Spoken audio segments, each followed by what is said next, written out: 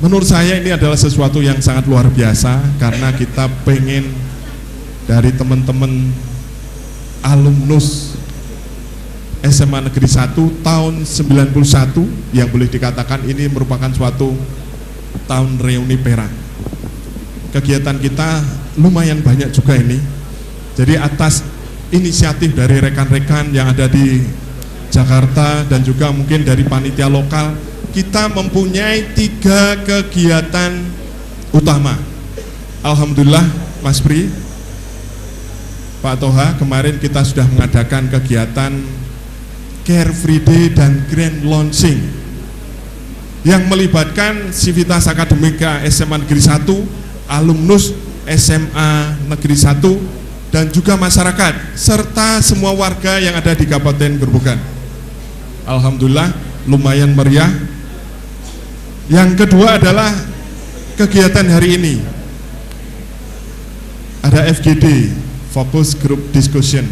Harapannya nanti teman-teman kita dari alumnus yang sudah saya katakan berhasil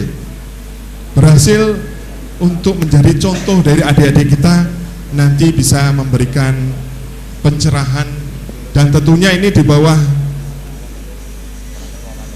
motivasi dari Mas Pri untuk acara hari ini.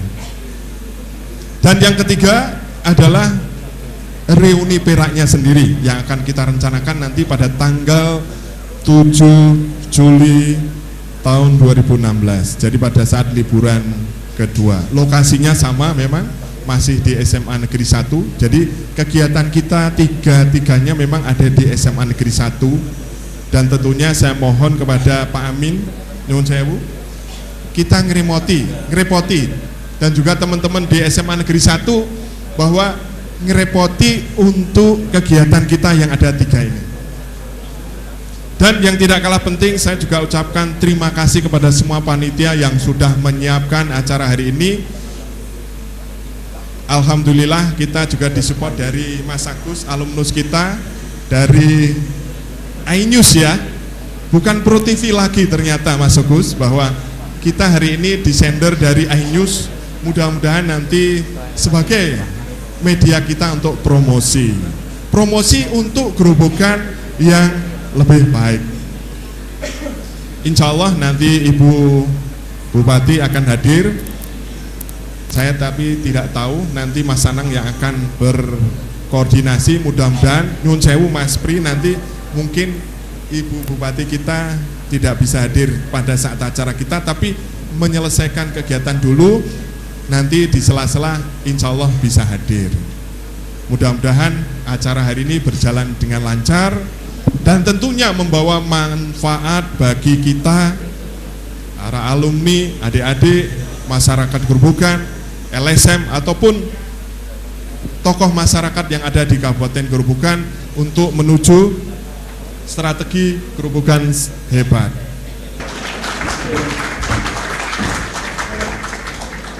Yang saya hormati para narasumber dan moderator serta ya ini dari beliau ini Mas Haris dari Penawangan dan ini tadi dari Bangkle ya, dan ini semua hadir yang beliau adalah sukses yang putra Grobogan, alumni dari SMA 1.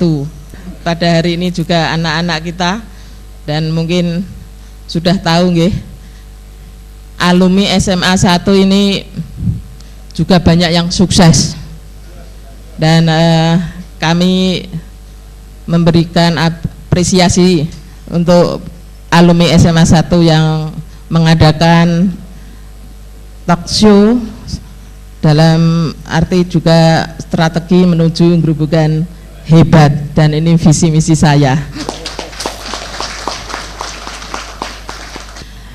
Dan sebelumnya kita tidak henti-hentinya puji dan syukur senantiasa kita memanjatkan kehadirat Allah Subhanahu wa taala yang telah melimpahkan karunia, nikmat dan hidayahnya sehingga kita dapat hadir di aula SMA 1 Purwodadi ini dalam keadaan sehat walafiat.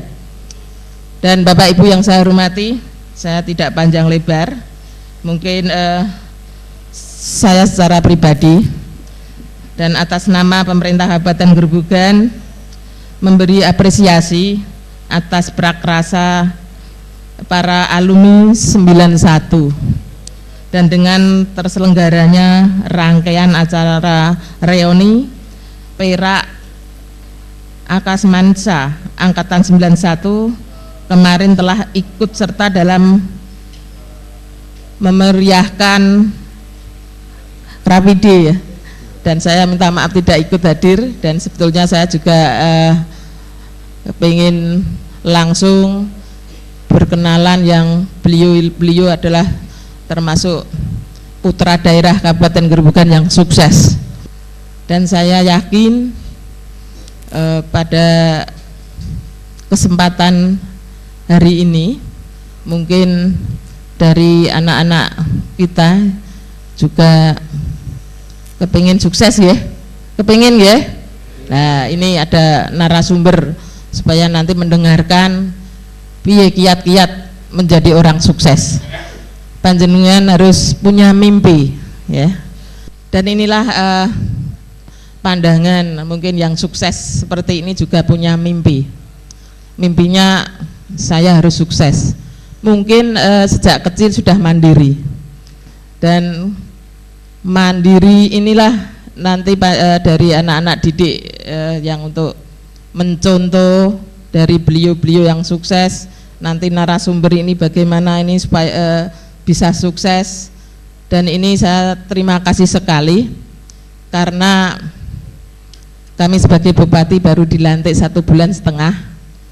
Saya nanti minta masukan, minta dorongan, dan minta dukungan dan doa restunya bagaimana Gerobogan yang tercinta ini bisa memberikan pikiran dan tenaga mungkin, dan bagaimana bisa penataan kota ini yang terutama, dan ini supaya sesuai dengan visi misi kami dan tidak kalah dari kabupaten lain.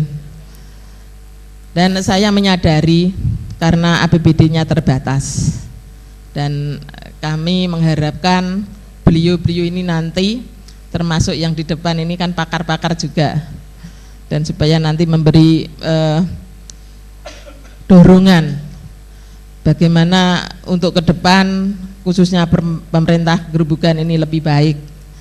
Dan selamat sukses selalu. Dari SMA 1 ini ada apa ya, beliau-beliau yang sukses, nanti mungkin anak didik yang keberapa nanti bisa menyusul pada beliau-beliau. Mungkin itu dari kami. Kalau ada tutur kata kami yang tidak berkenan di hati Bapak Ibu sekalian, saya minta maaf yang sebesar-besarnya. Wassalamualaikum warahmatullahi wabarakatuh.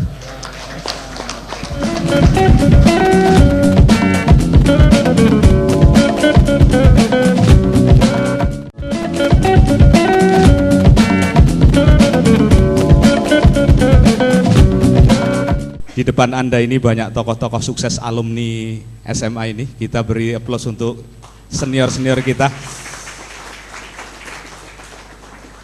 Jadi nanti adik-adik bisa mencandra, melihat bagaimana alumni-alumni yang sudah sukses itu. Jadi wong sukses kuwi bentuke ketok, ya. Ndas-ndasane ketok. Ya. Wong sukses itu begitu. Wong sing ora sukses ya ketok. Mlakune wong sugih iki ketok, iki sugih. Mlakune wong kakean utang ya ketok. Saya sedikit membuka dan menyemangati saja bagaimana membentuk pribadi-pribadi yang ditafsirkan sebagai hebat itu. Adik-adikku, orang seperti saya ini kalau hanya bermodal fisik ya, tinggi saya itu tidak lebih dari 155 sekian. Sekiannya coba hitung. Ya. Wong lanang dhuwure ora ana 100 kuwi wis cilaka donya akhirat. Bojoku gelem nikah karo aku wae kuwi kejebak. Ya. Tetapi adik-adikku, ketika ada satu yang berubah di dalam kejiwaan saya, kuwi nasibku berubah. Aku ramung payu kawin, tetapi bojoku relatif ayu kanggo ukurane Briges. Ya. Terus saya tidak menyangka kalau di dalam hidup saya akan diberi kesempatan yang sangat luar biasa. Aku neng Semarang, tetapi televisi Jakarta itu memberi tempat yang luar biasa dengan honor yang sangat baik. Tetapi aku keroyo-royo ke Semarang kuwi, Dik, arep berbagi donga. Ben jumlah orang yang seperti di kakak-kakak di depan ini engko tekan buri kono. Ya. Kowe tak dongake dadi presiden kabeh. Ya. Tetapi mental untuk menjadi leader itu loh. Kowe engko tak ceritake alon-alon bagaimana sebetulnya ia harus bersenyawa di dalam rohani kita. Iki ono gambar-gambar ya. Ini asap di Jambi saya ambil sebulan sebelum Presiden Jokowi datang ke Jambi. Woyong ini. Terus presiden datang. Satu-satunya presiden kita yang sampai menjangkau hotspot di titik api itu baru presiden ini. Tak kira karena presiden wis rawuh asap itu rikuh ngono lho. Sesuke mati ngono lho tak kira iki. Presiden balik saya peteng. Saiki aja neh menungso, asape lho, Dik, wis ora nderi kok.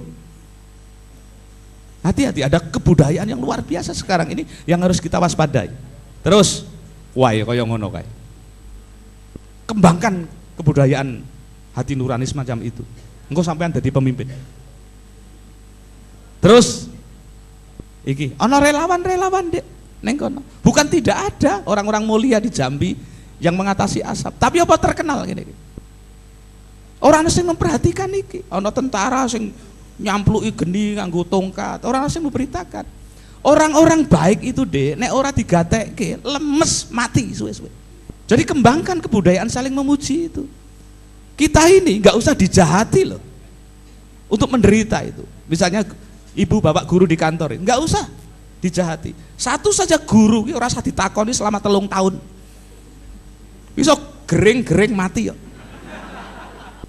Budayakan mendengar, beratensi, ngrungokke. Kuwi kebiasaan calon pemimpin. Terus iki tak omongke kebudayaan tinggi yang menakjubkan aku, mung soal piye carane menghormati kewan. Nggih. Ini profesor dari Jerman. Arep mindahke badak iki ke tempat yang lebih kompatibel, yang lebih baik gitu.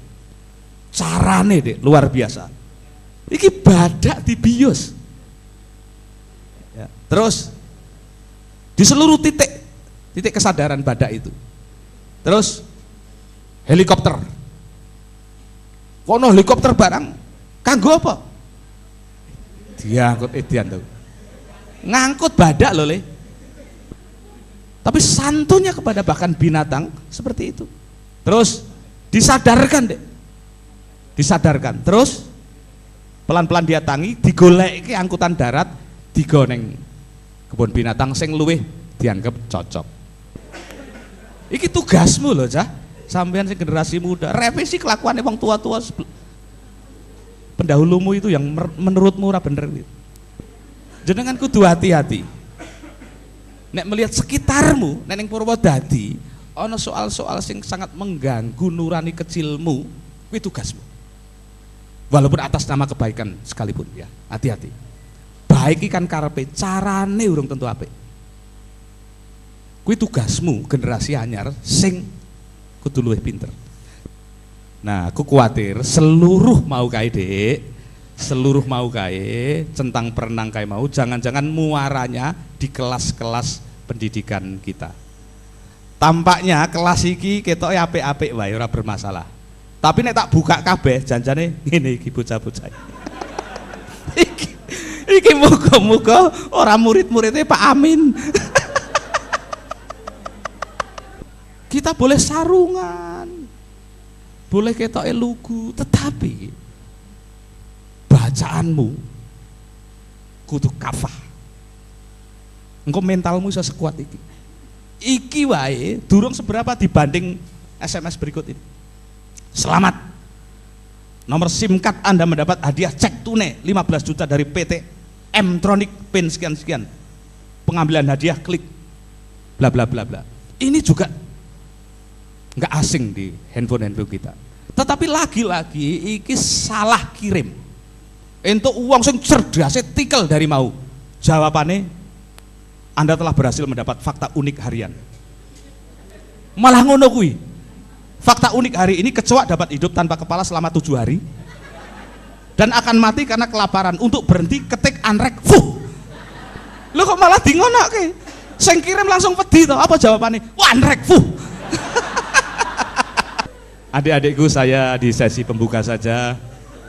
Saya tidak bisa berlama-lama menemani kakak-kakak Anda. Ya, saya mendoakan saja agar Anda memiliki ketahanan, kepekaan yang seperti saya ceritakan tadi. Semoga bermanfaat. Assalamualaikum warahmatullahi wabarakatuh.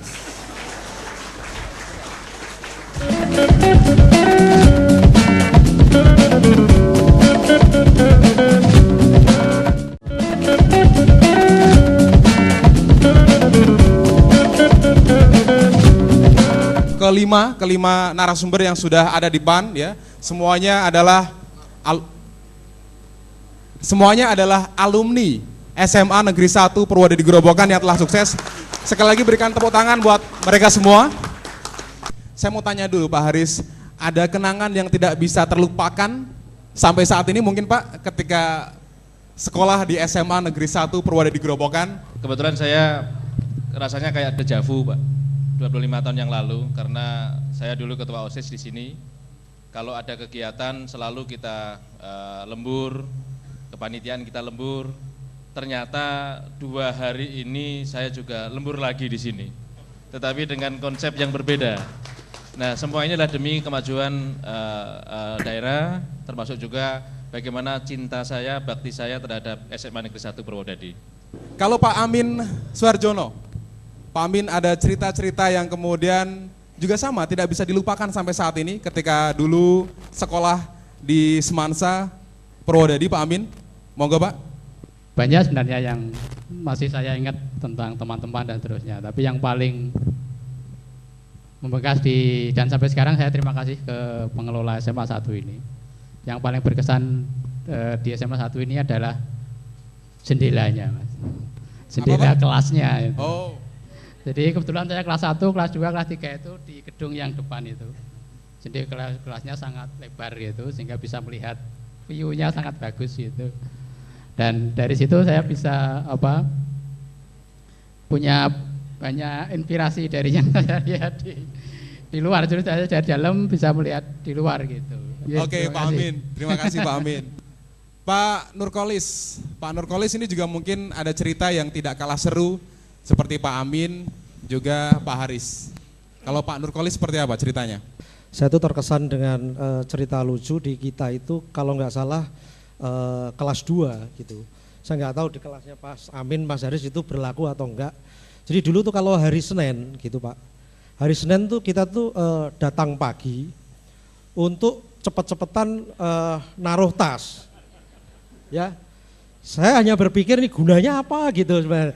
Tapi persaingannya itu menurut saya itu sangat-sangat ketat karena saya pernah datang 5:30. Saya nggak tahu juga kenapa saya juga ikut-ikutan. Itu ada juga yang sudah datang jam 5 juga. Ya, jadi ini mungkin semangat teman-teman bahwa memang saya nggak tahu Pak Amin apakah sekarang itu duduk di depan itu sangat dihindari gitu. Jadi sangat dihindari. Jadi 3 ke belakang gitu. Jadi ini nggak tahu yang penuh tuh belakang duluan. Jadi mungkin adik-adik yang apa namanya yang sekarang ada bahwa itu hanyalah zaman nostalgia, bahwa sebenarnya sih ya tidak harus kondisi-kondisi semacam itu, tapi yang jelas bahwa apa yang diberikan oleh guru-guru kita itu memang akan lebih jelas kalau misalnya kita tuh di depan gitu. Karena ternyata yang belakang itu kalau ya kayak tadi gambarnya Pak Priges keluar gitu Pak. Terima kasih Mas. Kalau Pak Anang sendiri, Pak Anang juga tidak kalah seru sepertinya ceritanya ya. 25 tahun yang lalu mungkin ada kenangan yang menggelitik untuk kemudian diingat lagi Pak. Apa Pak? Sebenarnya yang di sini-sini ini teman-teman saya yang paling pintar-pintar.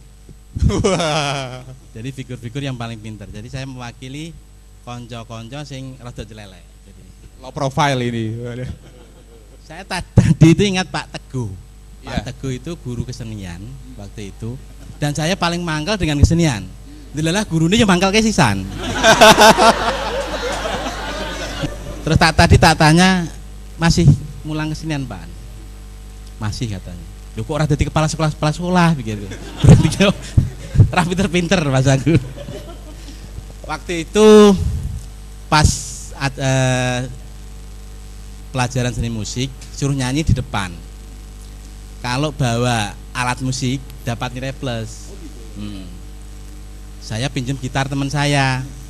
Loh Dul, kowe iso gitar Dul? Alah gitar gampang gitu.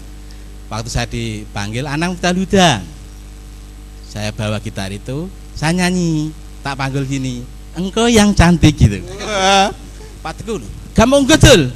Katanya suruh bawa Pak. Ini saya bawa. Oh saya serono gitu.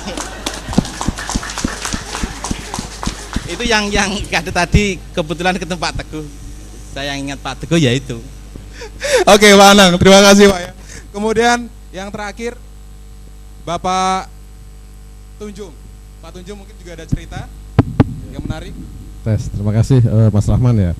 Sama-sama saya mungkin punya pengalaman walaupun mungkin nggak bagus ceritanya, tapi ini saya kira mungkin masih ingat saya. Jadi saya dulu masuk kelas 2 fisika ya, kelas 2 SMA 2 fisika 2. Memang di kelas saya itu ada beberapa teman memang agak nyelel lah memang ya kan. Bahkan sempat dibilang semacam kayak geng-gengnya SMA lah gitu waktu itu. Nah pernah ada satu guru ya kan, namanya Pak Guru Bahasa Inggris, Pak San, nah, ya kan. Ya Pak San mungkin masih ingat ya, almarhum sekarang ya. Jadi beliau ini pernah itu, wah pas kita belum masuk ya kan, beliaunya di ruang luar biasa itu teman-teman itu, beliau langsung masuk ngajar, bukan mulai ngajar ya kan, tapi ngambil apa itu penghapus ya kan, dilempar ke semua anak-anak itu ya kan. Kemudian ditantang, siapa yang mau berani sama saya ya kan? Maju ke sini ya itu Pak, itu saya ingat betul pengalaman dengan Pak Sansan itu waktu itu kelas 2 ya kan. Itu beliau memang sangat keras ya dalam mengajar kalau memang merasa jagoan lawan saya. Jadi akhirnya semuanya diem semua Pak, nggak ada yang berani ya, nggak ada yang berani, namanya guru ya kan. Barulah beliau mulai ngajar dan selama pelajaran hening betul Pak kelasnya itu ya. Itu pengalaman yang sangat menarik buat saya Mas Rahman ya. Oke, dan kita juga perlu mendengarkan apa yang ada dalam uneknya seorang kepala sekolah ketika kemudian tadi ada kata direpotkan, karena acaranya juga dari kemarin sampai dengan hari ini yang cukup padat, bahkan juga tadi ya 2 hari harus ekstra kerja keras, ada yang tadi pagi juga harus minum obat, mudah-mudahan juga tidak sampai sakit lagi, bisa cepat sehat lagi. Pak Amin Hidayat, monggo mungkin apa yang ingin disampaikan Bapak terkait dengan acara talk show yang luar biasa ini, strategi menuju Grobogan hebat. Ini diprakarsai oleh alumni Bapak, monggo Pak. Jadi ini suatu yang luar biasa, sejarah baru. Tapi hal demikian tidak sesuatu yang terlambat ya. Ini agak jauh katanya sih, karena anak alumni sini kan ada yang sekarang menempuh S3 di Tokyo University. Di Tokyo itu lulusan terbaik Tokyo itulah yang berhak menjadi wali kota Tokyo gitu loh. Nah, kalau belum lulusan terbaik jangan daftar. Pendaftarannya aja sudah mal gitu ya. Nah, artinya apa? Universitas Tokyo memberi kontribusi yang positif terhadap kemajuan kota Tokyo. SMA 1 ini SMA terlama, terbaik, terfavorit. Memang sudah saatnya alumni kontribusi terhadap Purwodadi ini. Oke, tepuk tangan. Langkah awal ini saya yakin nanti akan terus seperti es yang menggelinding, dan sudah seharusnya para alumni ini mengambil tanggung jawab untuk memajukan Grobogan. Ada 3 visi kami yang kemarin saya sampaikan. Yang pertama, jaga sinergi antar alumni. Jaga sinergi alumni dengan alma mater. Yang ketiga, berikan kontribusi alumni ini kepada merah putih, kata Pak Haris. 3 hal itu yang harus ditanamkan, dan ternyata rangkaian 2 hari kegiatan ini luar biasa, dan masih nanti puncaknya tanggal 7 Juli. Saya tunggu surprise yang mengejutkan lagi. Terima kasih. Puncaknya. Tepuk tangan buat Pak Amin Hidayat.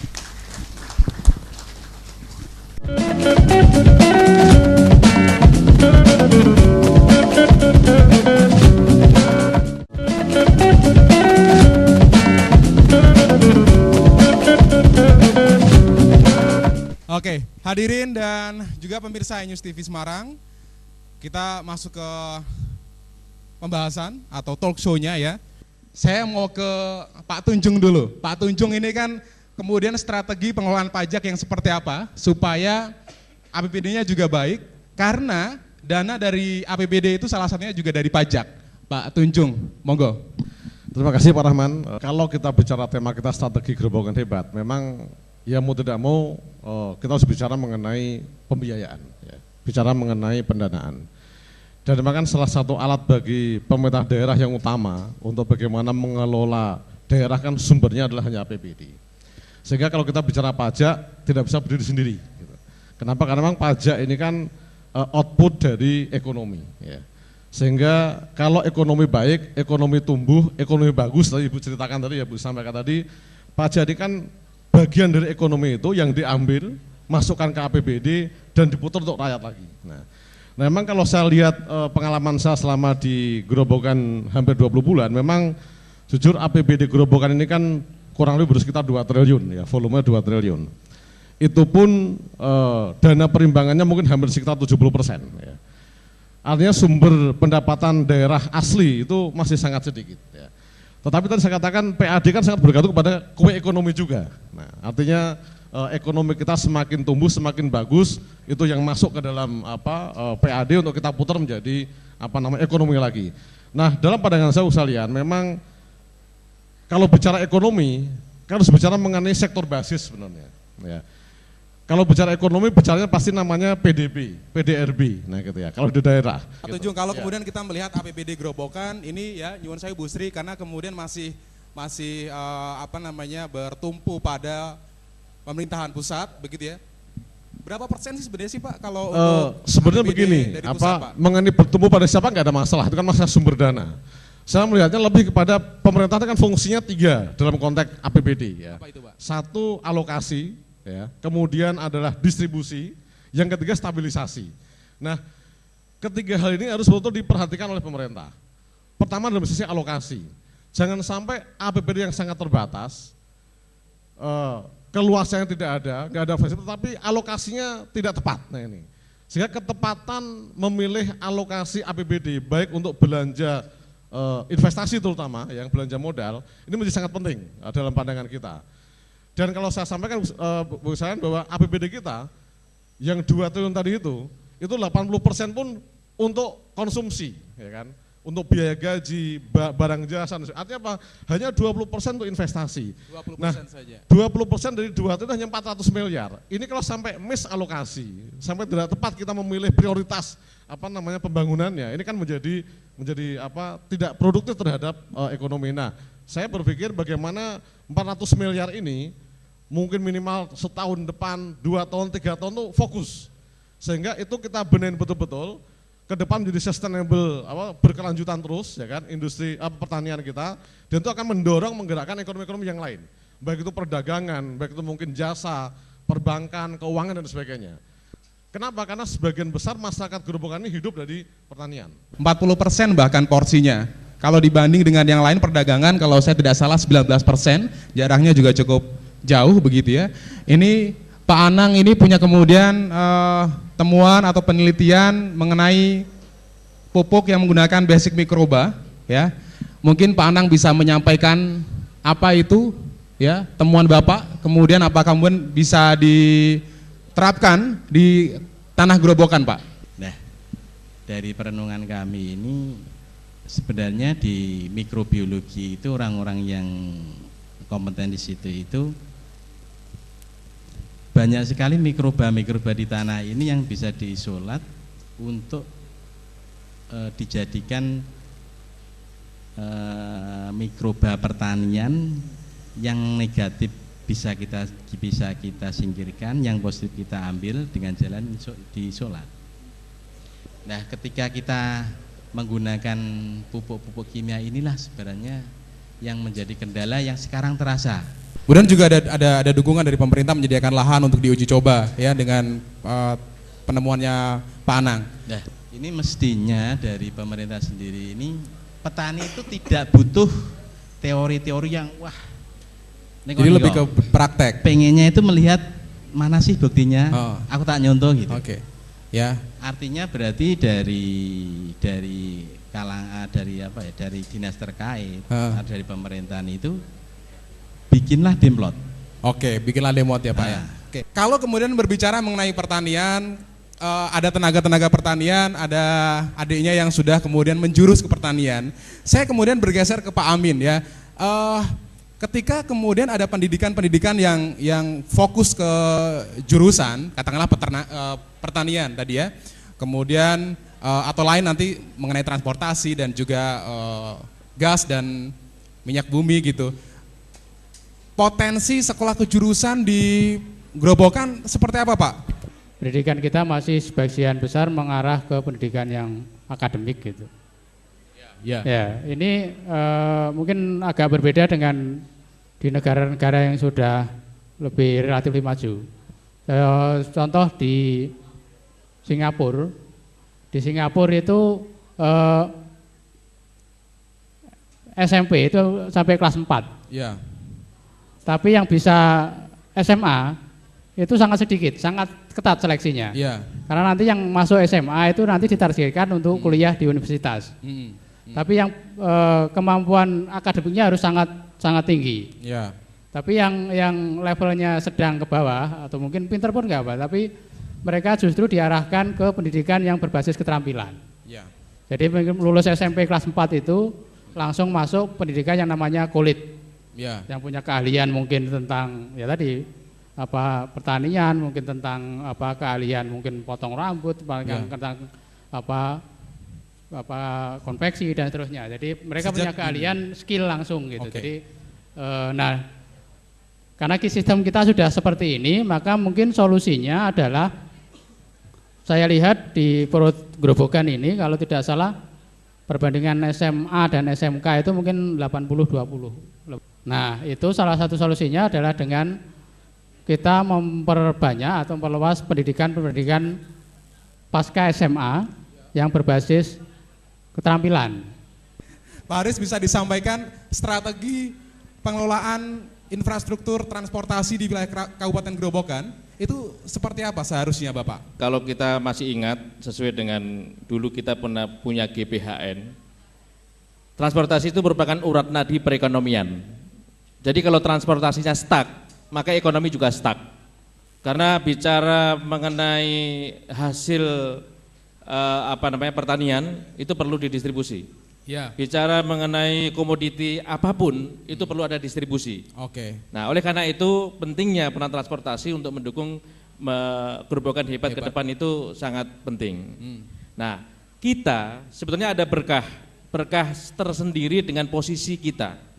Yang pertama adalah kita berada di 2 jalur jalan nasional, baik Pantura maupun di jalur selatan. Oke. Itu sangat dekat. Nah, dan ketika kedua jalur tersebut stuck, maka yang dilalui adalah jalur kita. Nah, ini punya strategi bagaimana kita meningkatkan jalur transportasi itu tanpa dengan APBD yang 2,2 triliun tadi. Artinya apa? Ini tugasnya nasional, ini tugasnya provinsi.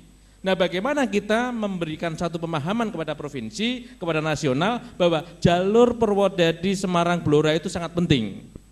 Nah, oleh karena itu perlu ada kajian akademis yang mendukung itu, sehingga cita-cita saya adalah bagaimana kita bisa alih status jalan ini dari jalan provinsi dari jalan nasional. Sehingga cita-cita kita menjadi jalan 4 lajur ini akan segera terwujud. Tahun 2011 ramai di media massa bahwa Grobogan ini dirujuk sebagai city gas ya.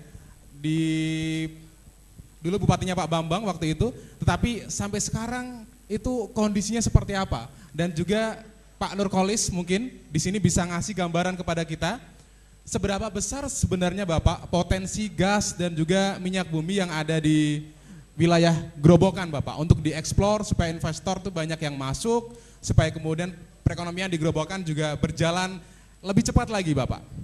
Monggo Pak Nurkolis. Mungkin di sini ada dari Dewan Pertambangan bahwa kita ini sekarang ya konsesi daerahnya itu sudah dibeli oleh 2 sampai 3 perusahaan minyak yang bonafit.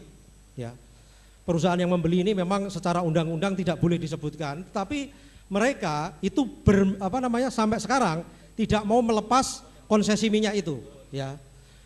Daerah minyak kita itu ada di sini Pak. Kita memang tidak ada di di pusat kotanya, tetapi lebih banyak ke arah timur, itu daerah Sulur, kemudian ke arah Gubuk, ke arah Semarang. Ya. Kemudian ke arah Gundi di sana itu juga ada sumur tua kita. Artinya apa? Artinya potensi minyak Kabupaten Grobogan itu ada. Itu yang pertama. Okay. Kalau Bapak tahu ceritanya Blok Cepu itu dulu dikerjakan oleh Pertamina, itu tidak ada hasilnya. Tetapi ketika dipegang sama Exxon, ya, maka hasilnya itu merupakan ladang minyak terbesar kedua di Indonesia. Nah, Purwodadi ini juga harus dieksplor. Iya. Ya, dieksplor. Nah, hambatannya apa? Hambatannya perusahaan yang di Pertamina itu kami itu melakukan survei, ngebor dan sebagainya. Iya. Hambatan yang pertama, Bapak-bapak sekalian, itu adalah dari masyarakat. Kenapa Pak dengan warganya? Jadi begini, setiap ada ladang minyak yang ingin kita bor, ya, masyarakat biasanya menghalang-halangi. Di sini memang harus ada keseriusan kita. Bagaimana pemerintah ini, pemerintah daerah itu mendukung bahwa ketika ada eksplorasi itu dipersilahkan. Karena nanti kalau sudah dibor kemudian minyaknya keluar, itu perekonomian jalan Pak.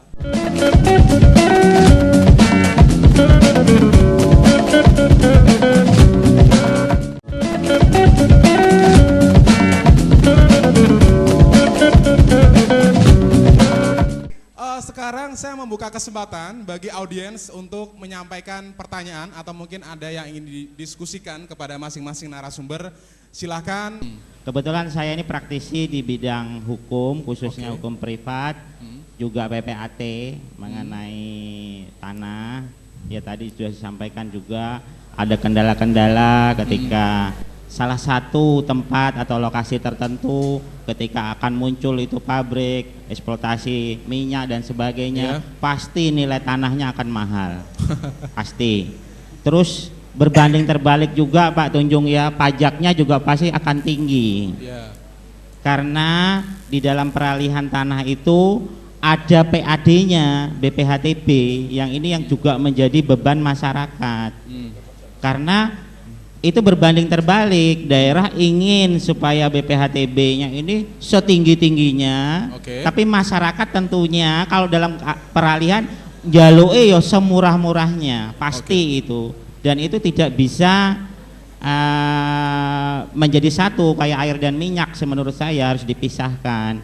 Nah sehingga saya sendiri melihatnya, kalau mau fokus kepada pertanian, ya tentunya harusnya tata ruang dan tata wilayahnya di mana lahan-lahan pertanian berkelanjutan harus jelas. Intinya satu sebenarnya, kalau kita memahami arah ya, dari pemerintahan kita dan juga ke depan sekarang ini yang jelas target kita adalah menghadapi masyarakat ekonomi ASEAN ya. ASEAN Economic Community ya, di mana kita harus memiliki kompetensi, kemandirian, selling point dari Kabupaten Grobogan ini apa, kemudian dalam tataran persaingan global atau ASEAN apa yang kita menangi itu sebenarnya sudah sama-sama kita tahu. Saya sependapat tadi selling point kita ini adalah daerah terluas nomor 2 di Jawa Tengah di bawah Cilacap. Basic kita adalah pertanian, artinya bahwa industri yang seharusnya berkembang itu adalah industrialisasi yang berbasis pada sektor agraris. Oke. Nah, didukung oleh pendidikan vokasi yang kemarin Jokowi ke Jerman itu adalah untuk studi kan, banding dan dalam rangka untuk mencari ilmu tentang pendidikan vokasi kan, yang di Jerman itu yang dianggap paling berhasil kan. Nah, kemudian pada masalah migas dan energi tidak ada satu pembangunan itu yang tidak berjalan kalau tidak memiliki energi kan. Ada pembangunan karena ada energi gitu loh. Dan ada pertumbuhan karena ada pembangunan gitu loh. Ada kesejahteraan karena ada pertumbuhan, pembangunan dan energi, itu satu rangkaian yang tidak bisa kita putus. Intinya satu, bagaimana mempersiapkan Grobogan memenangi, minimal tidak menjadi penonton di kabupaten kita sendiri ketika harus bersaing dengan Malaysia, Singapura, Filipina yang kita tahu mereka terus terang saja lebih progresif. Oleh karena saya berharap bahwa forum ini harus diadakan lagi dengan kesempatan waktu yang lebih leluasa. Dan kita kemarin sudah pernah berbincang-bincang di Jakarta, kita perlu second opinion sehingga pembangunan itu tidak berdasar hanya dari perencanaan Bapeda, tetapi masyarakat juga perlu adanya Dewan Riset Daerah, forum kota dulu dan lain sebagainya yang nanti bisa kita namailah. Yang penting intinya satu, bahwa kita berniat memberikan kontribusi baik pemikiran, jaringan dan juga yang lainnya demi nanti Grobogan hebat, di mana sekali lagi benar-benar kita kabupaten ini sedang dipertaruhkan, terutama menghadapi 2016 dan 2020. Kalau di luar Jawa jelas sumber daya alam mereka berlimpah. Kemudian kita lanjut ya, tadi kan penyampaian ini ya. Nah, ini yang saya tanggapi di sini masalah perekonomian di Grobogan. Grobogan kabupaten terluas nomor 2 se-Jawa Tengah setelah Cilacap. Penduduknya sudah sampai 1.400.000 penduduknya. Tetapi yang namanya kasus-kasus sosial, moral dan agama masih sangat-sangat memprihatinkan. Terutama untuk masalah pertanian atau untuk apa itu pangan di Grobogan, kita penyandang pangan termasuk tertinggi se-Jawa Tengah pun nasional. Tapi mengapa kita belum bisa membuat bibit padi, bibit jagung sendiri, masih mengimpor dari luar? Nah itu apakah ada akal-akalan, apakah ada main politik, ada money politik dan sebagainya? Itu mohon kita dapat penjelasan. Yang kedua, masalah pendanaan, memang PAD kita itu yang 70% itu untuk PNS, untuk gaji, yang untuk pembangunan hanya 30%. Nah ini bagaimana kita bisa meningkatkan PAD yang tinggi? Nah nanti mohon mungkin Pak Tunjung selaku dari pajak bisa meningkatkan pajak-pajak kita. Saya juga Ketua Asosiasi Pengusaha Indonesia. Masih ada 1 dan 2 sebenarnya, tapi saya mohon untuk dipersingkat saja ya, karena waktunya juga terbatas. Ke Mas Haris, kaitannya dengan usulan ruas jalan Semarang, Purwodadi, Blora, Surabaya menjadi Bojonegoro maksudnya menjadi jalan nasional. Secara normatif dengan tataran pemerintahan, sebenarnya usulan ini sudah dimulai sejak tahun 2011 yang lalu. Kebetulan kami juga, saya sendiri juga ikut gregetan begitu. Apa toh sebenarnya yang kurang yang kita sampaikan itu?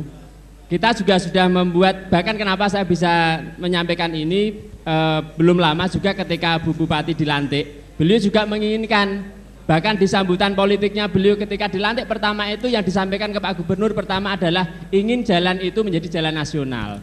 Ya, sehingga kita tanya ke Bapeda, apa yang kurang di sana? Sebenarnya sudah tadi kajian akademis pun sudah dilakukan dengan apa yang disampaikan Pak Haris tadi. Pertanyaannya, mungkin ada jurus-jurus situ gitu Pak Haris, karena Pak Haris ini kan konsultan di bidang transportasi yang mungkin biasa memfasilitasi itu. Bagaimana caranya supaya dengan cara-cara yang sudah dilakukan ini kok masih belum tembus ki cara yang lebih tepat bagaimana caranya. Satu itu.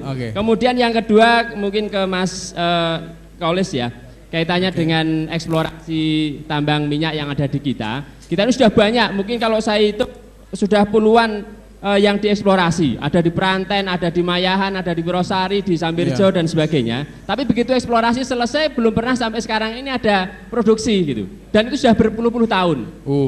Kemudian kita juga berusaha ini ingin memanfaatkan sumur-sumur tua yang ada di Gabus Dana. Kurang lebih sekitar 27 sumur tua yang sudah kita mintakan izin lewat BUMD kita.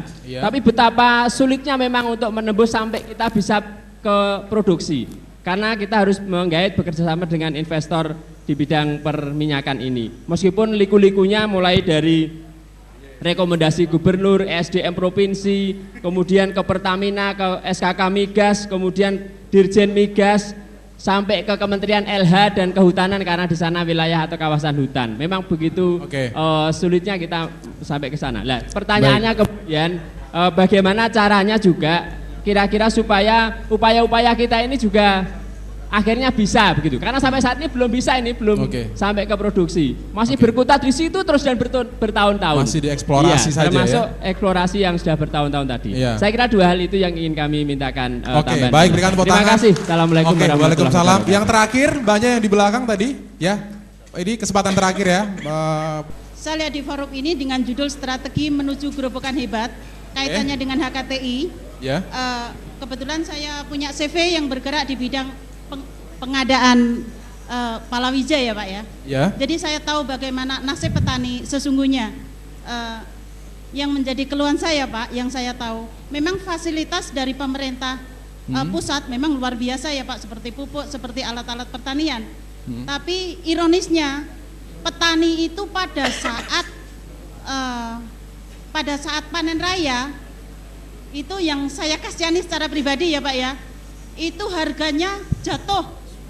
Yang pemerintah itu sudah menetapkan harga katanya 7.000 seperti delay, khususnya kalau di wilayah Kabupaten Grobogan kan yang mewakili perekonomian di Jawa Tengah ya Pak, dalam rakor-rakor itu sudah terbukti itu sudah cukup mendukung untuk dukungan bahan makan untuk pemerintah Jawa Tengah. Nah, yang akan saya tanyakan dan saya minta solusi dalam forum ini Bapak, itu bagaimana pemerintah daerah bisa mempertahankan harga yang telah ditetapkan oleh pemerintah daerah. Masalahnya selama ini pemerintah tidak berdaya pada saat panen raya harga jatuh di bawah ketetapan pemerintah daerah. Itu saya minta solusi karena nasib mereka sangat kasihan. Karena untuk khususnya jagung kedelai padi itu hasilnya sudah luar biasa di wilayah Kabupaten Grobogan dan sudah melimpah. Dari dukungan pemerintah pusat memang hasilnya melimpah, tapi itu Pak masalah harga itu sangat terjun. Terima kasih Bu. Wassalamualaikum warahmatullahi wabarakatuh. Waalaikumsalam warahmatullahi wabarakatuh. Dari HKTI, Himpunan Kerukunan Tani Indonesia. Ini tadi sejumlah masukan, kemudian catatan, juga pertanyaan sudah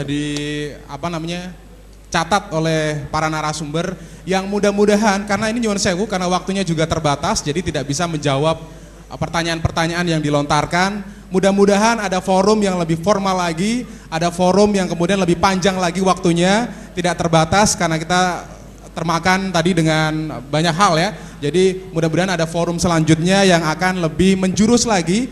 Pertanyaan-pertanyaan tadi mungkin akan kemudian dijawab pada forum tadi yang lebih luas waktunya. Tetapi intinya mudah-mudahan apa yang kemudian dibahas tadi, masalah transportasi, kemudian masalah pendidikan vokasi, kemudian masalah minyak, bumi dan gas, masalah pertanian, mikroba, kemudian juga masalah pajak, semuanya untuk Grobogan yang lebih hebat di tahun 2025 ya. Mungkin saya kira itu. Terima kasih banyak kepada Pak Tunjung, Pak Anang, Pak Nurkolis, Pak Amin, Pak Haris dan juga Pak Kepala Sekolah Pak Amin Hidayat. Terima kasih banyak. Saya Rahman Pratama harus undur diri. Terima kasih banyak sekali lagi dan saya tutup dengan bacaan hamdalah. Alhamdulillah. Wassalamualaikum warahmatullahi wabarakatuh.